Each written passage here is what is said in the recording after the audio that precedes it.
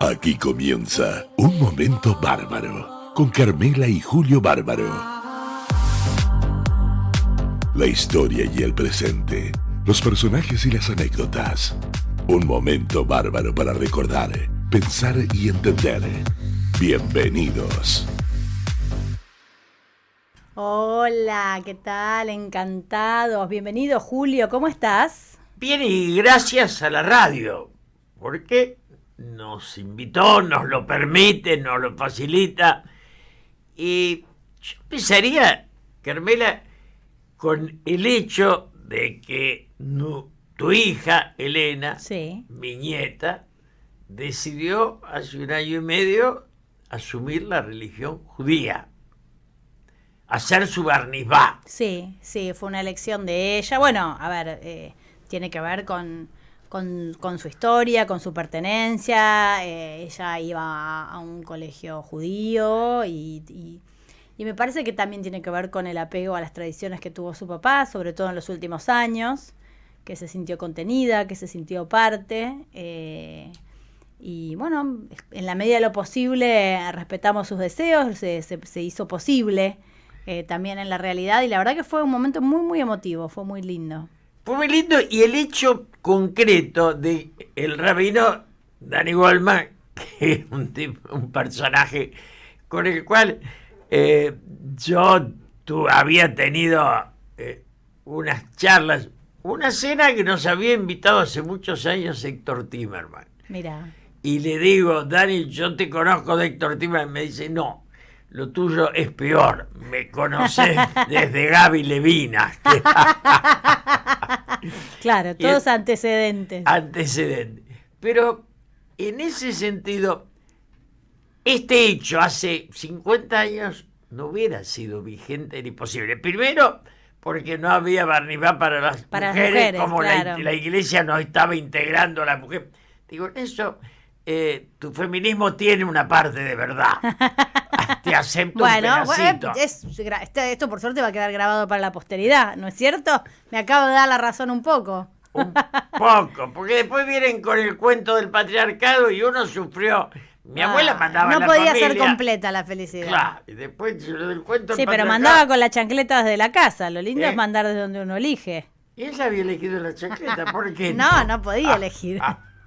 No te tocaba la otra opción. Pero bueno, es verdad que fue posible, que tiene que ver con los movimientos de muchas estructuras que en algún otro momento fueron muy rígidas y que van de alguna manera ayornándose y dándole la bienvenida y conteniendo a las personas que tienen ganas de acercarse, a las personas que lo necesitan también. Yo lo que siento es que, si me preguntás íntimamente, para mí es un gesto de la comunidad, es un abrazo a mi hija, un abrazo a mi familia, en un momento en el que por ahí lo necesitábamos mucho. Y me parece que las religiones y que la fe cumplen ese rol.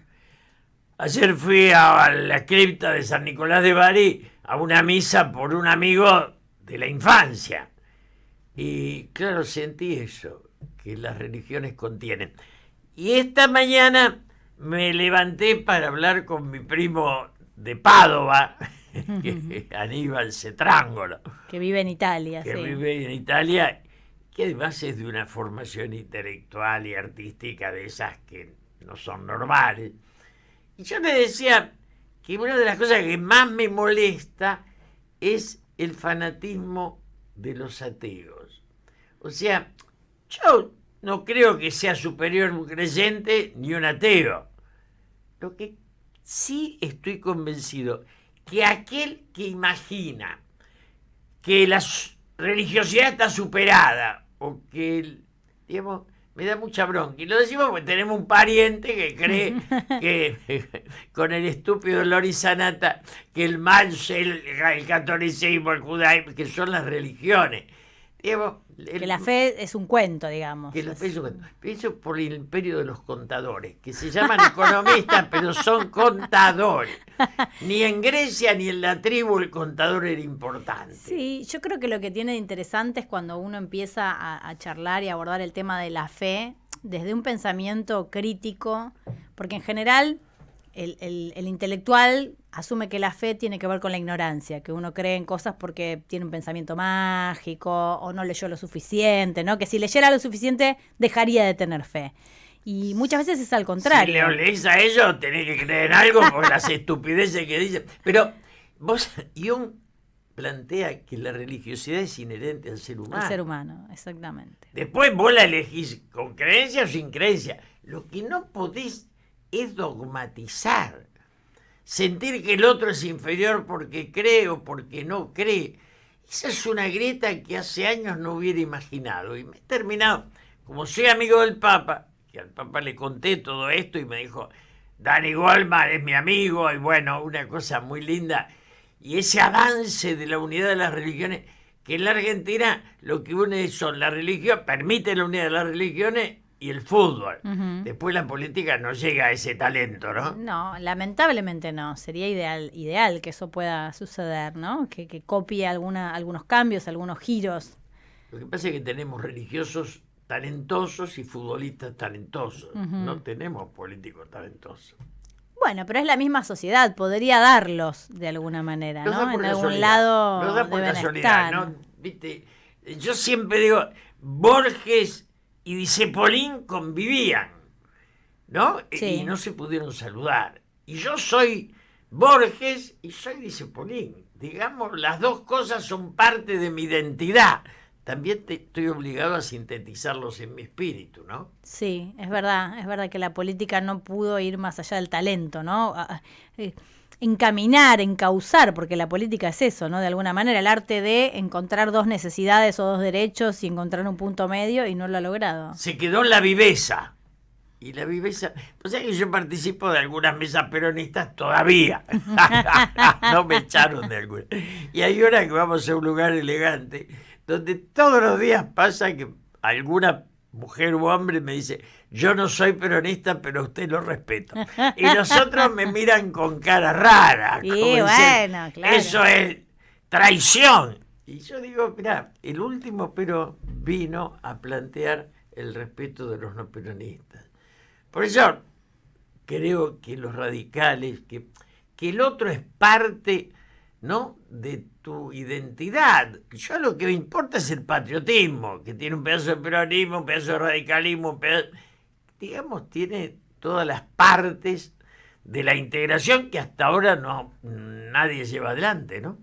No hay una expresión, por lo menos una expresión clara de representación de la voluntad popular y muchísimo menos de la unidad, porque es esto que te digo, no es negociar entre dos intereses que por ahí son contrapuestos, encontrar un medio, un camino, un sendero. Hay gente que me para por la calle y me dice, ayúdele a Milei. Y yo lo miro, ¿no? Lo déle fe, y está bien, porque huir de Alberto Fernández era como una necesidad fisiológica. Entonces, pero la esperanza de él está en Milei, y yo se la respeto. Lo que pasa es que en esa fe no creo. Yo no imagino que por ese camino haya una salida. Lo que pasa es que, mira, es mi pensamiento, ¿no? Volvemos al principio. Tener fe no significa ser un crédulo o un ignorante.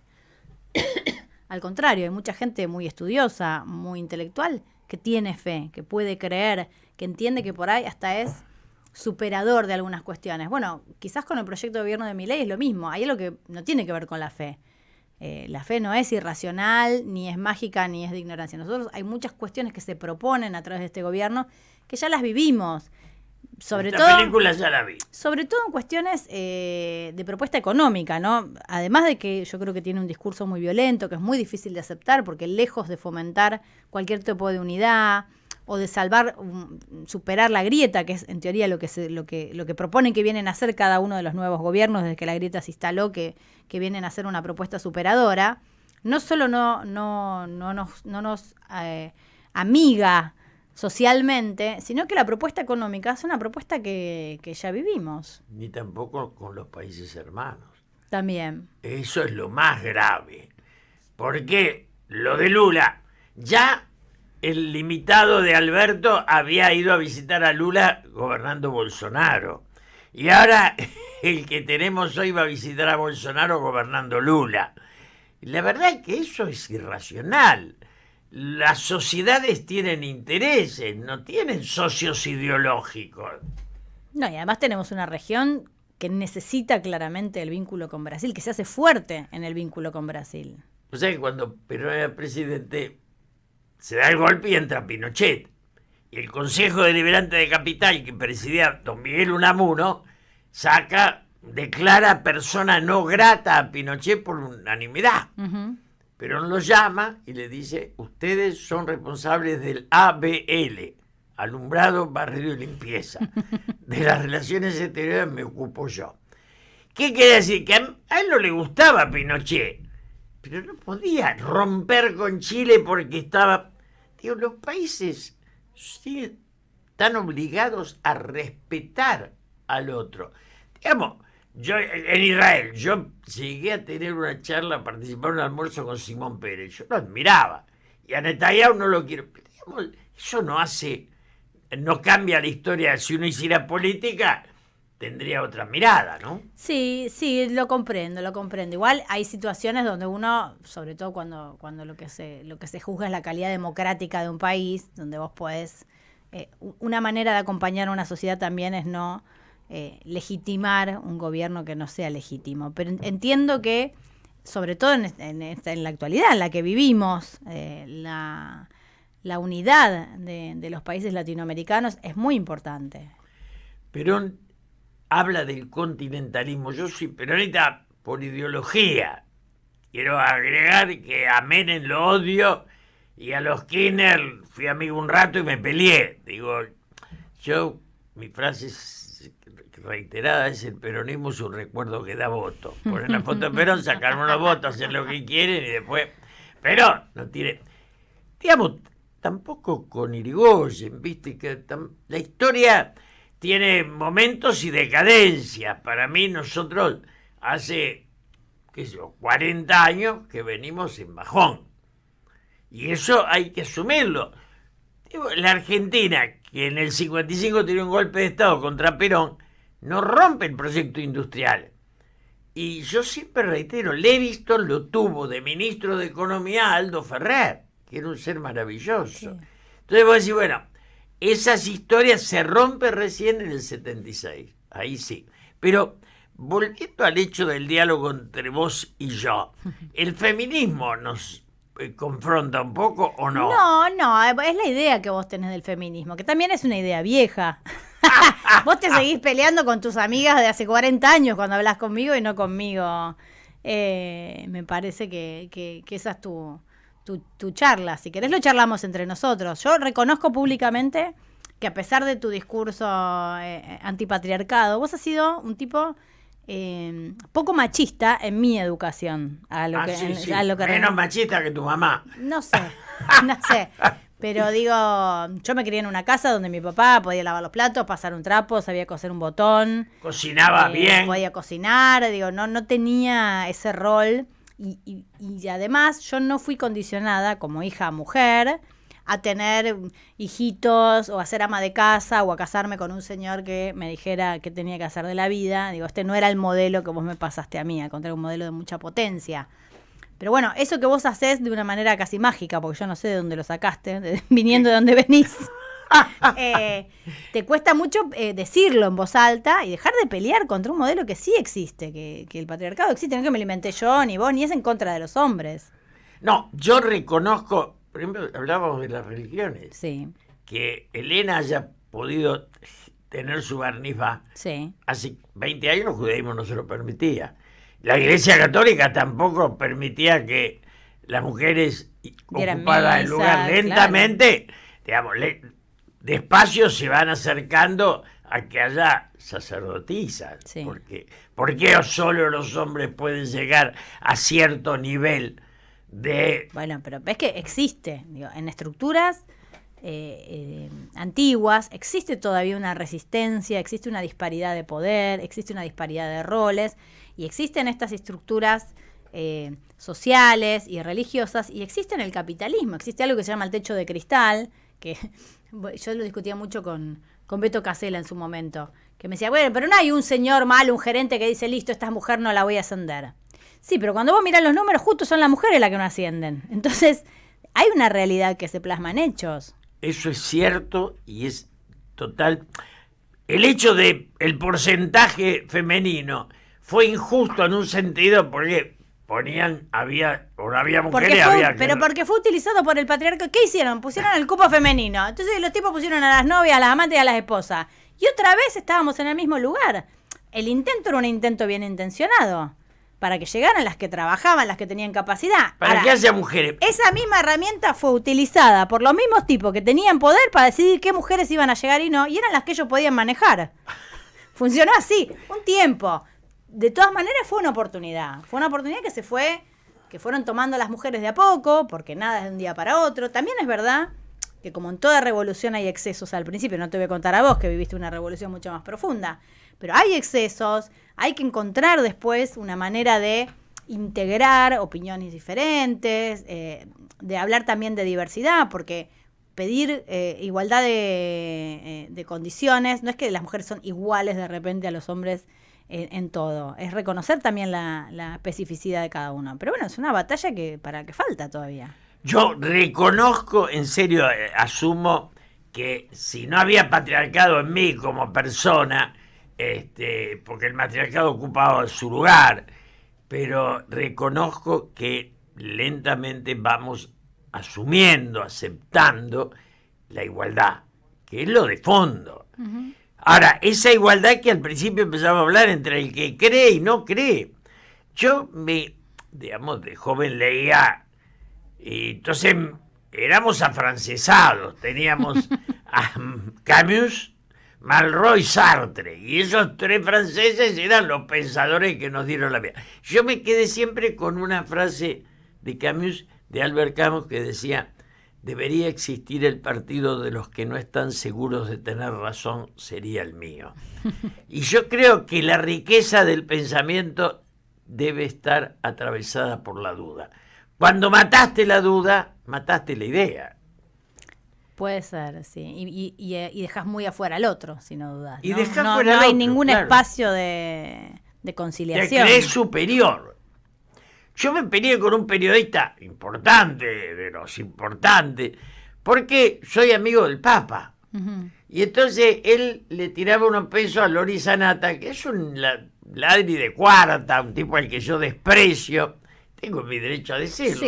Sí, no, desde ya. Pero además aparecía Lori Sanata escribiendo en Nación y en Clarín, o sea, se lo prestaba. ¿Qué proponía Lori Sanata? Que el mal de la Argentina era el catolicismo y el peronismo. Pero además hay un pensador judío, Ran Rein, que es muy superior a Lori Sanata y tiene una visión de la Argentina que nos sirve para pacificar. ¿Por qué elegimos aquella que nos lleva a la guerra? Y es una pregunta, ¿por qué Mayeto y Sayé se prestan el empleadito para la historia nos dio un papa y florecieron los ateos? Somos una cosa rarísima nosotros, ¿o no? Sí, somos raros, sí. Y fuimos mutando en algo cada vez más difícil de explicar. Yo soy amigo de Sebrelli, lo quiero mucho. Sebrelli escribió un libro contra el fútbol. Entonces vos te lo preguntás, digo, no me gusta el fútbol, pero... Sí, no hace falta estar en contra, porque vos no disfrutes de algo no significa que no puedas comprender que hay otro que sí. Borges tampoco lo quería nada. Te quiero decir, el hecho de lo popular como inferior a lo elitista, la grieta real está dado entre los que se creen superiores y el resto de la humanidad. Pero no fue un poco también, ¿no es la historia de las colonias en general, no? Hay un pueblo nativo y un iluminado colono que viene a traer la civilización y a evangelizar y a culturizar. Eso se dio, básicamente Mandela es eso, que es Sudáfrica, digamos, donde la conciencia de la unidad no podía venir de los boers, sino de los negros. Uh-huh. Después, fracasan un montón de cosas, pero también lo tenés en Bolivia, donde, digamos, la fractura entre la raíz indígena y los blancos colonos es más grande. Entre nosotros también está. Pero bueno, por eso te digo, no es algo que como de generación en generación va cambiando de forma, pero de alguna manera subyace, que hay un colono y uno que es colono y uno que está para ser colonizado. El que está para ser colonizado tiene una cultura inferior, una capacidad menor, ¿no? Hija, el tema yo lo veo en Brasil. Esa fractura existe, pero todos aman Brasil. Es verdad. Brasil es lo más grande del mundo, para el muy pobre y para el muy rico. En Chile, lo mismo. Los chilenos pobres son apasionados. Y en la Argentina hay un pedazo de los ricos que no echaron raíces. ¿Y por qué? ¿Por qué nos pasó eso? ¿De dónde vienen nuestros ricos que siempre quieren ser europeos o vivir en Miami? Cuando querían ser europeos era otra cosa, porque Europa tiene un detalle, es con todos adentro. O sea, en Europa tienen problemas con la migración, pero no tienen problema con la integración social, que la han construido. Uh-huh. Cuando pasamos a ser Estados Unidos, es el país más rico del mundo, donde los pobres no... Obama pudo ser un presidente negro, pero no darle salud. No pudo generar un sistema de salud universal. Sí, no lo pudo pasar. No porque le faltara dinero, porque no se No, porque aguantaba. culturalmente el que tiene un sistema de salud le parece que no tiene por qué pagar o darle un servicio al que no lo está pagando, básicamente. Es un problema. Yo me parece que compramos un poco de ese resentimiento, ¿no? Y lo fomentamos en los últimos años, ¿no? La idea de que lo que vos tenés no tiene por qué ser compartido por otros, y al contrario, ¿no? Que si no lo tiene, mejor, porque si yo lo tengo es porque soy un privilegiado y porque me lo gané, y el que no lo tiene que se joda porque algo mal habrá hecho en la vida. En eso vale la solidaridad de las religiones y los ateos, ¿eh? Porque solidario hay en todos los espacios. Pero yo veo el caído y veo los jóvenes que a la noche los van a ayudar. Sí, que llevan mantas, y vos me decías algo de Kravex, ¿no? Hacerme. Sí, hubo unas declaraciones, la verdad, muy poco felices, de Kravex en la ciudad de Buenos Aires, diciendo que a una vecina que bajaba y le daba comida a una persona en situación de calles no lo ayuda porque lo acomoda en la pobreza. Él se acomodó del otro lado. La idea de estar cómodo en la pobreza, y yo pensaba eso también, no solo el mensaje horripilante respecto de las personas en situación de calle y pensar que están ahí porque están cómodos, básicamente. No, él lo planteaba desde la integración que ellos les ofrecen. Claro, él lo que quería decir es que ellos tenían un plan que en lugar de facilitarles las cosas, los llevaba a los refugios, y que a partir del trabajo que hacían los refugios podían sacarlos de la situación de calle.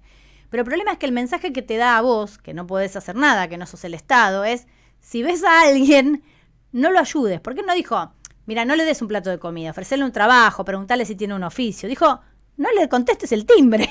Entonces, es eso, es fomentar el resentimiento y el individualismo en una sociedad que paradojalmente todavía conserva un espíritu solidario. Yo me planteo todos los días, porque te piden muchos. Sí, mucha gente pide. Darle en a la todos calle. no puedo, darle a ninguno es un egoísmo absurdo. Y entonces, termino, el otro día le di a una señora que estaba con los chicos y me siguió un joven, me dijo, yo porque no tengo chicos no merezco, lo suyo es injusto. Y me quedé dudando, pero bueno. Bueno, pero que es una situación muy crítica la que se está viviendo, por lo menos aquí en la ciudad de Buenos Aires. Lo mismo que daban la explicación de que las personas a las que se les quitaban las cosas, los colchones, o a los que se retiraba de la calle, eran las personas que eran de la provincia de Buenos Aires. Es una persona en la calle, es una persona en la calle. Y acá hay cada vez más, hay 2, 3 por cuadra, la verdad que es un montón. No es responsabilidad de los individuos atender esa necesidad, pero me parece que nos convierte en seres humanos verlos, no ignorarlo. Carlos Pañi, en su última aparición, desnuda el juego. Uh-huh. Y el juego en la Argentina es una enfermedad muy contagiosa. Yo, siendo diputado en el 73, pero nos pidió pocas cosas, una de ellas es votar contra una ley del juego. juego es el impuesto al tonto, decía, y en realidad es el impuesto al ludópata, que es un enfermo, no un tonto. Ese juego vino Menem, hizo lo peor, que se lo quitó al Estado y lo extranjerizó. ¿Qué necesitamos nosotros que los extranjeros ocurren con el juego si no tenemos los argentinos donde hacer una inversión rentable? Y puso una tablita en un barco para que el barco en la ciudad para que no pudiera fuera currar. sí. Y fue la corrupción en estado puro. Y después Kirchner lo duplicó. Y entonces yo lo cuento porque no es ofensivo. Cuando Mauricio Macri me convocó para ver qué pedía yo para ingresar al PRO, antes de asumir él, estaba de testigo, digamos, Federico Pinedo y Durán Barba. Me dijo, ¿qué pediría usted para ingresar al PRO? Y dije que prometan que cuando sean gobierno le devuelven la rentabilidad de las tragamonedas de Palermo a las instituciones de bien público, para que ellas sean las responsables de ayudar a los necesitados. Y no entré al PRO. Y yo lo que digo, no por el PRO, por el menemismo, por el kirchnerismo, por los que están hoy, ninguno de los curros del Estado que son hereditarios, porque el error es creer que el que roba es el otro. El curro esencial de la sociedad, y yo lo conozco de fondo, es hereditario. Se lo pasa el gobernador al otro gobernador. Cambiarán de partido, pero algunos son más exagerados. Pero, sí, algunos lo agrandan, otros lo achican un poco, pero finalmente hay una especie de corrupción intrínseca de alguna manera. Yo estuve 4 años en el Confer, y en 4 años no solo una denuncia, estuve solo al lado.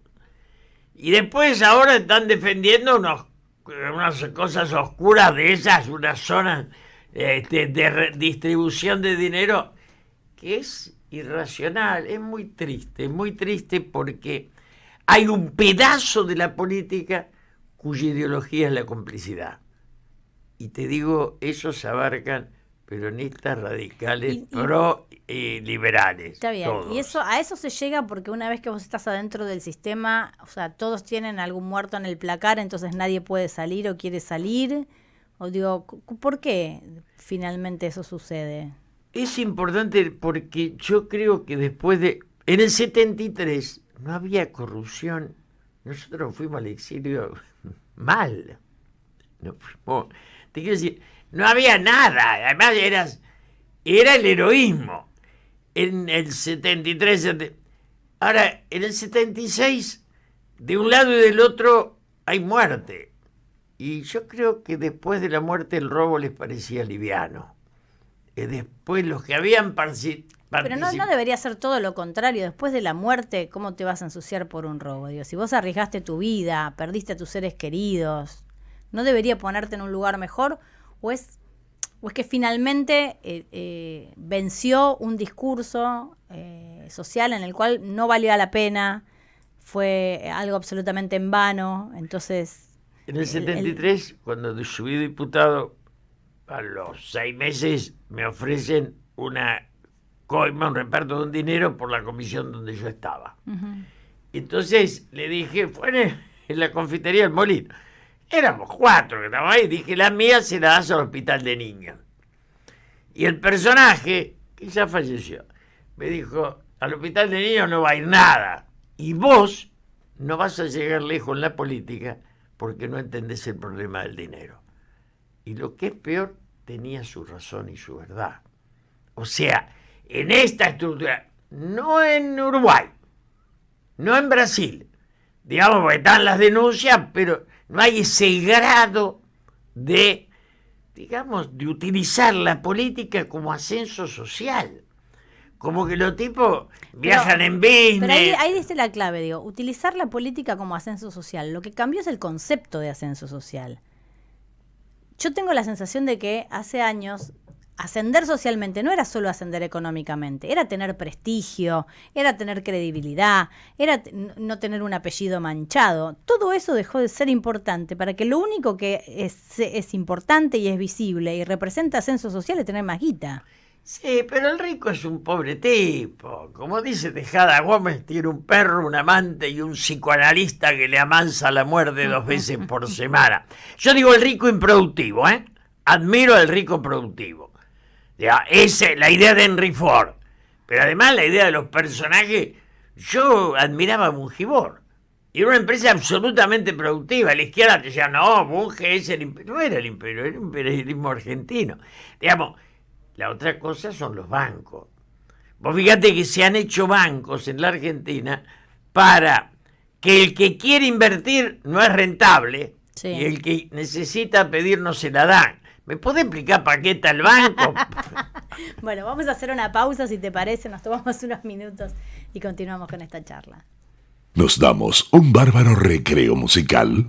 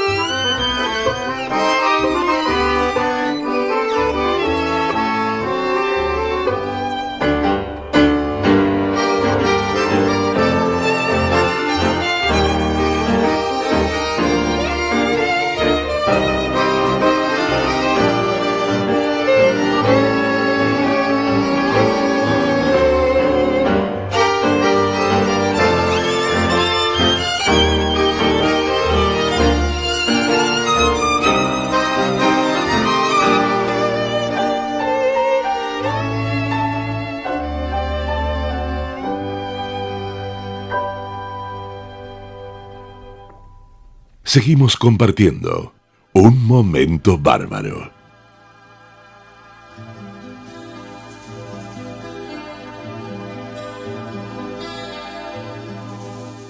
בחום נשימתך את שוב מלטפת את חלומותיי, החיים מחייכים כשעינייך רוצות לפגוש את עיניי. כן, משהו קורה עמוק בפנים משנה את חיי, ואני כבר יודע מתקרב לו הרגע. ביום שאת תרצי בי מכל אוהביי, כמו במגע הקסם מתוך האגדה, פעמונים ברוח יפיצו את סודנו בצליל חם ופתוח לכבוד האהבה. בלילה שתרצי בי גבוה בשמיים יאירו מעלינו אורות של כוכבים, בקרן אור חיוורת שבשערך נשברת, כאילו מבשרת מעכשיו הכל יהיה יהיה אחרת.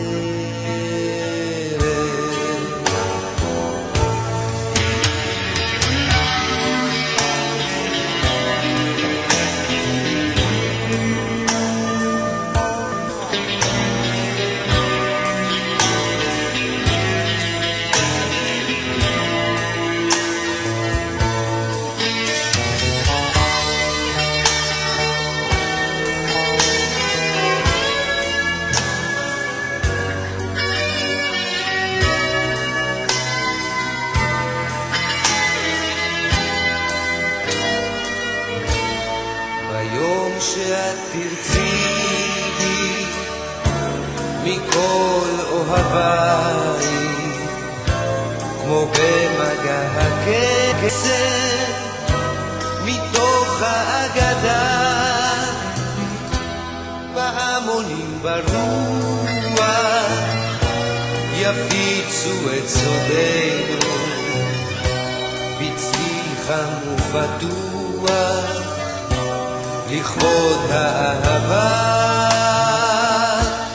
בלילה שתרצי בי גבוה בשמיים יאירו מעלינו אורות של כוכבים, וקרן אור חיוורת שבשערך נשברת, כאילו מבשרת מעכשיו הכל יהיה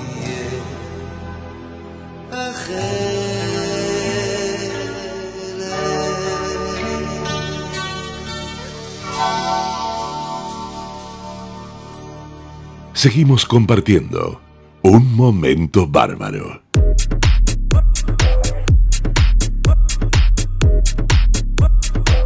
Bueno, continuamos esta conversación que se pone picante por momentos. Por momentos, pero habíamos ingresado al tema de dónde nace la corrupción. No es esencial al ser humano. Uh-huh. Mi generación empezó siendo romántica y terminó siendo violenta. La generación que vino fue muy pragmática. Y eso es llamativo. Quizás yo insisto en una cosa, no es un odio personal, es el triunfo de los economistas sobre los filósofos, sobre los políticos.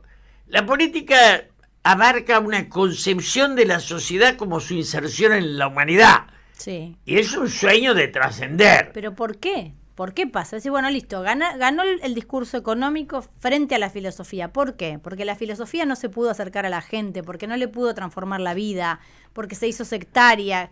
¿Dónde está el quiebre? Porque si no detectamos el fracaso o el alejamiento, no lo podemos retomar. La historia da Maradona y Messi, pero no tan seguido. Uh-huh. Te da un papa cada 1000 años. Y Uruguay tiene políticos estadistas.